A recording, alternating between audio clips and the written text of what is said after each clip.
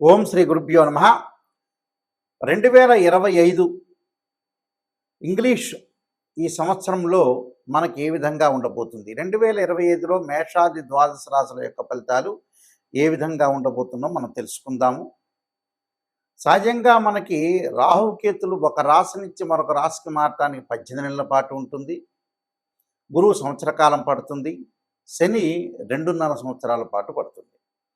అలానే రవి, బుధ, శుక్ర గ్రహాలు 30 రోజుల పాటు ఒక రాశి నుంచి మరొక రాశికి మారటం, కుజుడు 45 రోజుల పాటు మారటం, చంద్రుడు 2.5 రోజుల పాటు పడుతూ ఉంటుంది. మరి ఈ 2025లో అతి పెద్ద గ్రహాలను మనం అంచనా వేసుకునేటట్లయితే, అంటే మిగతా గ్రహాలన్నీ కూడా కొంత మార్పులు జరుగుతూ ఉంటుంటాయి.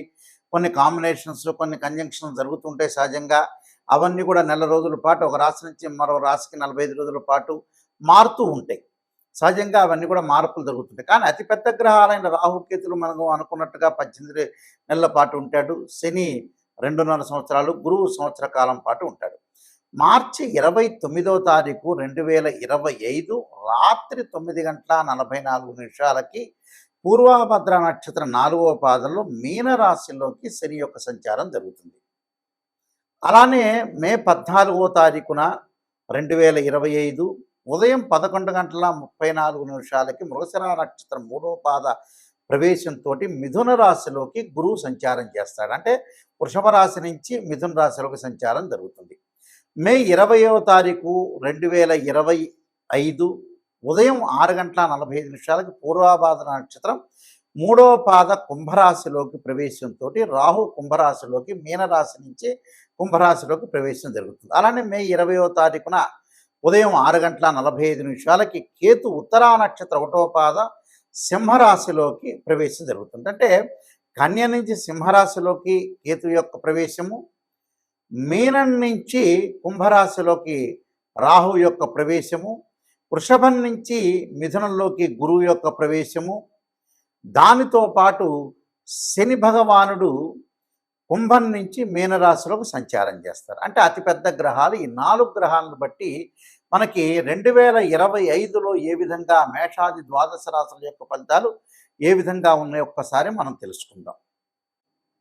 కన్యారాశి వాళ్ళకి 2025లో ఏ విధంగా ఉండబోతుంది? కన్యారాశి వాళ్ళకి రాహువు, గురువు చాలా అద్భుతంగా రిజల్ట్స్ వచ్చే అవకాశాలు బాగా ఎక్కువగా ఉన్నాయి. అంటే కన్యారాశి వాళ్ళకి ముఖ్యంగా 6వ స్థానం రాహు యొక్క సంచారంలో విదేశాలకు వెళ్ళటం, విదేశాల్లో కూడా ఉద్యోగ ప్రయత్నాలు, విదేశాల్లో ఉన్న వ్యక్తులు ఎవరైతే ఉంటారో ఆ దేశం యొక్క పౌరసత్వం లభించడం ఒకటి, ఆ దేశం యొక్క పౌరసత్వమే కాకుండా వ్యాపారంలో పెట్టుబడి పెట్టాలని కూడా ఆలోచన కలుగుతుంటుంది వాళ్ళకి. ఆలోచన కలిగి వ్యాపారాన్ని పెట్టుబడి పెట్టడం ఒకటి, అన్నీ కూడా ముందుకు వెళ్ళటం ఒకటి, ప్రతి పనిలో కూడా కొంత విజయం సాధించే అవకాశాలు బాగా ఎక్కువగా ఉంటాయి. అంటే ఇవన్నీ కూడా వాళ్ళకి జరిగే అవకాశాలు బాగా ఎక్కువగా ఉంటాయి. అలానే అంటే రాహు యొక్క బలం బ్రహ్మాండంగా ఉందని చెప్పుకోవచ్చు. మరి గురువు యొక్క బలం ఎలా ఉంది చూసుకున్నట్లయితే దశమ స్థానంలో గురువు యొక్క సంచారం. దశమ స్థానంలో గురువు మిశ్రమైన ఫలితాలు బాగా ఎక్కువ ఉంటుంది. మిశ్రమైన ఫలితాలు ఉండటం వల్ల ఏంటంటే వాళ్ళు ఏదైతే చేయాలనుకుంటున్నారో అది పట్టుదలతో విజయం సాధించే అవకాశాలు ఎక్కువగా ఉంటాయి. అలానే విదేశాల్లో ఉన్న వ్యక్తులకు కూడా ఆ దేశం యొక్క పౌరసత్వం లభించడం ఒకటి, విద్యార్థులకి పోటీ పరీక్షల్లో ఉత్తీర్ణత సాధించడం ఒకటి, అధిక మేలు జరగటం ఒకటి, స్త్రీలకి తప్పకుండా ఇది సాధించాలని ఒక ఉద్దేశంతో, మంచి ఉద్దేశంతో ముందుకు వెళ్ళే అవకాశాలు, అనుగుణంగా నేను చేయాలి, కొంత ప్రయారిటీ కలిగాలి, నా జీవితంలో ఎప్పుడు కూడా నేను విజయాన్ని సాధించాలని ఒక ఉత్సాహంతో పనిచేసే అవకాశాలు ఎక్కువ ఉంటాయి. ప్రయాణాల వల్ల లాభం కలిగే అవకాశాలు ఎక్కువగా ఉంటాయి. దానితో పాటు ఈ సంవత్సరం కొత్తగా నూతనంగా వ్యాపారాలు ప్రారంభం చేస్తారు. నూతనంగా వ్యాపారాలే కాదు, నూతన ఉద్యోగాల్లో కూడా చేరతారు. నూతనంగా గృహ నిర్మాణము, ఇళ్ళు మార్పులు, ఉన్న ఇంటిని మరమ్మత్తు చేయటం ఒకటి, విలువైన ఆభరణాలు, అలానే తలపెట్టిన పనులన్నీ కూడా ప్రతిదాన్ని కూడా అనుకూలించే అవకాశాలు, అన్య స్త్రీలతోటి సంబంధాలు, స్త్రీలతో చిన్న చిన్న డిస్ప్యూట్స్ జరిగే అవకాశాలు ఎక్కువ ఉంటాయి. శత్రువుల జయాలు, వ్యవహార జయాలు జరిగే అవకాశాలు ఎక్కువ ఉంటాయి. అంటే వ్యవహార పరంగా అనుకూలంగా ఉంటుంది. కానీ వీళ్ళకి ఏంటంటే ఆరోగ్యపరంగా మటు కొన్ని ఇబ్బందులకరమైన వాతావరణాలు ఎక్కువగా ఉంటాయి. అంటే వాహనాల మీద వెళ్ళేటప్పుడు కొన్ని ప్రమాదాలు జరగటం ఒకటి, అతి వేగం అనేది పనికిరాదు. ప్రయాణాలు చేసేటప్పుడు నీటి మీద, సముద్రం మీద, నీటి మీద ప్రయాణం చేసేటప్పుడు కానీ, సముద్రం మీద కానీ, వాహనాల మీద ప్రయాణం చేసేటప్పుడు కానీ అతివేగం అనేది పనికిరాదు. అతి వేగం లేకుండా కొంత శ్రద్ధ పెట్టి జీవితాన్ని, ఆరోగ్యానికి ఫస్ట్ ప్రయారిటీ అనేది ఇవ్వాలి. ఆరోగ్యం అనేది ఫస్ట్ ప్రయారిటీ ఇవ్వాలి. అదొక్కటి మాత్రమే వీళ్ళకి లోపం ఉంటుంది. మిగతావన్నీ వాళ్ళకి అనుకూలంగా ఉంటాయి. ఎందుకంటే ఈ రాశి వాళ్ళకి మంచి గౌరవ మర్యాదలు బాగా పెరుగుతాయి. గౌరవ మర్యాదలతో పాటు ఆదాయం బాగా పెరుగుతుంది. అంటే సరైన మార్గాల్లో, సరైన విధానాల్లో, వేరు వేరు మార్గాల్లో డబ్బులు సంపాదించడం బాగా కృషి చేస్తారు. అంటే డబ్బులు సంపాదించడం బాగా కృషి చేయటం అంటే 72% బాగుంటుందని చెప్పుకోవచ్చు. అంటే రకరకాల అంటే ఉద్యోగం చేస్తూ మళ్ళీ వ్యాపారం చేస్తుంటారు, వ్యాపారం చేస్తూ ఉద్యోగం చేస్తుంటారు. లేకపోతే 2 ఉద్యోగాలు చేయటం పార్ట్ టైమ్‌గా, 2 వ్యాపారాలు చేయటం, పార్ట్నర్‌షిప్ వ్యాపారం బాగా కలిసి రావటం ఒకటి. గతంలో చేయాలనుకున్న వ్యాపారం అంతా కూడా ఇప్పుడు సాధించి చేయాలని ఒక ఉద్దేశంతో కూడా చేసే అవకాశాలు ఎక్కువ ఉంటాయి. అంటే టోటల్‌గా వీళ్ళకి అనుకూలంగా ఉండే అవకాశాలు అంటే వృత్తి, ఉద్యోగ, వ్యాపార రంగాల్లో విశేషమైన కృషి చేస్తారు. విరోధ భావాలు తగ్గుతాయి. శత్రువులు మిత్రులుగా మారిపోయే అవకాశాలు ఎక్కువ ఉంటాయి. భార్య, పుత్ర, మిత్ర, బంధువులతోటి విద్యా, ధన విషయంలో సంప్రదింపులు అనుకూలించే అవకాశాలు ఎక్కువగా ఉంటాయి. అలానే పిత్రార్జితం కూడా బాగా కలిసి వచ్చే అవకాశాలు బాగా ఎక్కువ ఉంటాయి. ధనపరంగా ఇబ్బందులు లేకుండా కోర్టు సమస్యలు ఎవరైతే ఉంటాయో అవన్నీ కూడా వాళ్ళకి పరిష్కారం కాబడతాయి. ఆ పరిష్కారం వల్ల కూడా కొంత అనుకూలంగా ఉండే అవకాశాలు బాగా ఎక్కువ ఉంటాయి. కొద్దిగా ఆరోగ్యపరంగా ఇబ్బందులు లేకుండా కొద్దిగా జాగ్రత్తగా చూసుకుంటే సరిపోతుంది. ఎందుకంటే వీళ్ళకి ఈ రాశి వాళ్ళ కన్యా రాశి వాళ్ళకి సప్తమంలో శని యొక్క సంచారం, వ్యయంలో కేతు యొక్క సంచారం ఉంటాడు. అలానే 6వ స్థానం రాహు యొక్క సంచారం, మిగతా గ్రహాల యొక్క కలయిక వల్ల కూడా చాలా అద్భుతమైన విషయాలు జరిగే అవకాశాలు ఎక్కువ ఉంటాయి. ఆరోగ్యపరంగా నేను చెప్పిన రెమెడీస్ పాటిస్తే మీకు మంచి జరిగే అవకాశం ఖచ్చితంగా ఉంటుంది.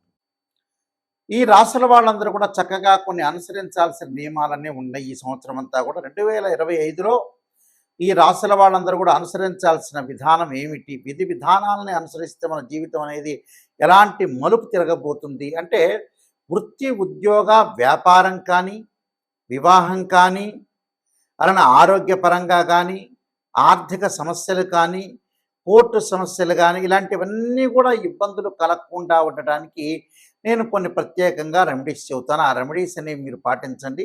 మీకు మంచి జరిగే అవకాశం ఖచ్చితంగా ఉంటుంది. 2025లో గణపతి యొక్క ప్రార్థన చేయండి. గణపతి యొక్క ప్రార్థనలా చేయాలి అని అంటే మనకి 2025 సంవత్సరంలో సహజంగా సంకష్టహర చతుర్థి వ్రతాన్ని పాటించండి.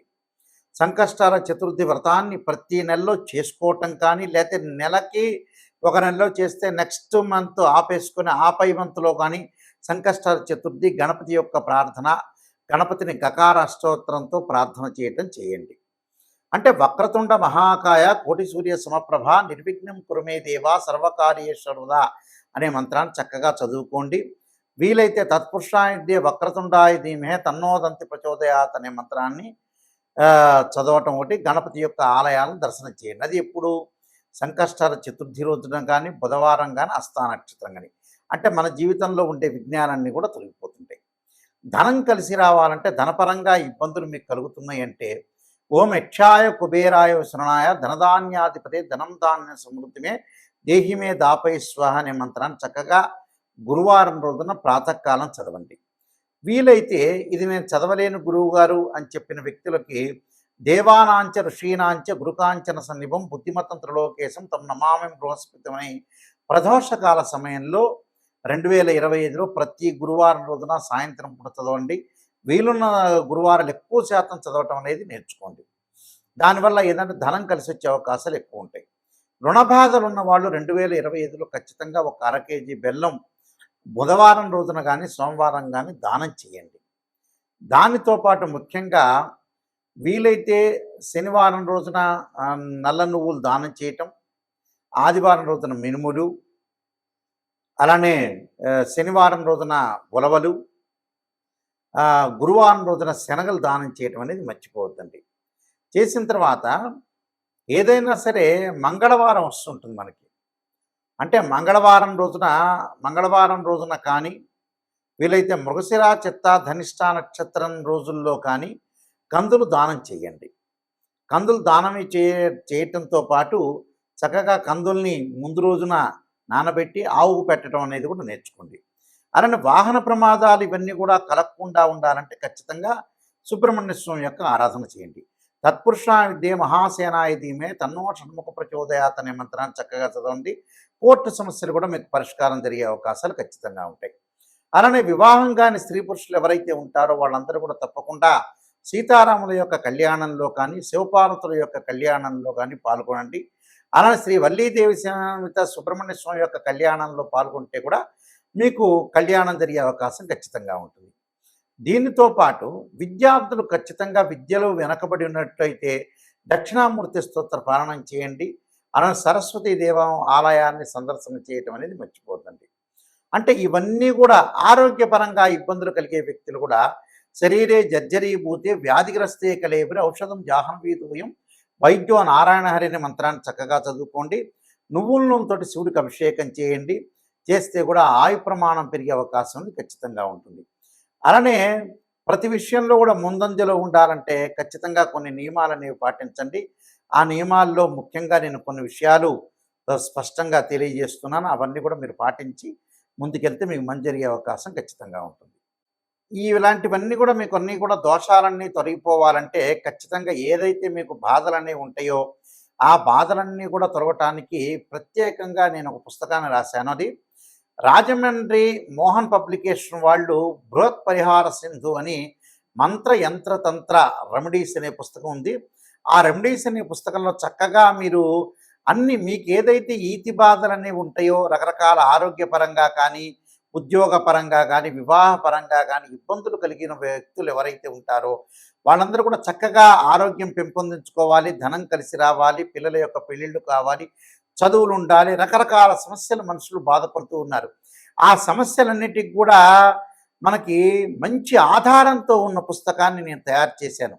ఏమిటంటే అది రామాయణంలో కానీ, భాగవతంలో కానీ, భారతంలో ఉండే కొన్ని శ్లోకాలు కానీ, అలానే పురాణాల్లో కానీ, ఇతిహాసాల్లో కానీ మంచి మంచి శ్లోకాలు మంత్రాలన్నీ కూడా మనకు వేదం చెప్తుంది. ఆ వేదంలో ఉండే శ్లోకాలు మంత్రాలకు సంబంధించినవన్నీ కూడా రెమెడీస్ అనేవి కొన్ని పుస్తకంలో ఉంది కాబట్టి నేను రాసిన పుస్తకంలో పొందుపరిచానది.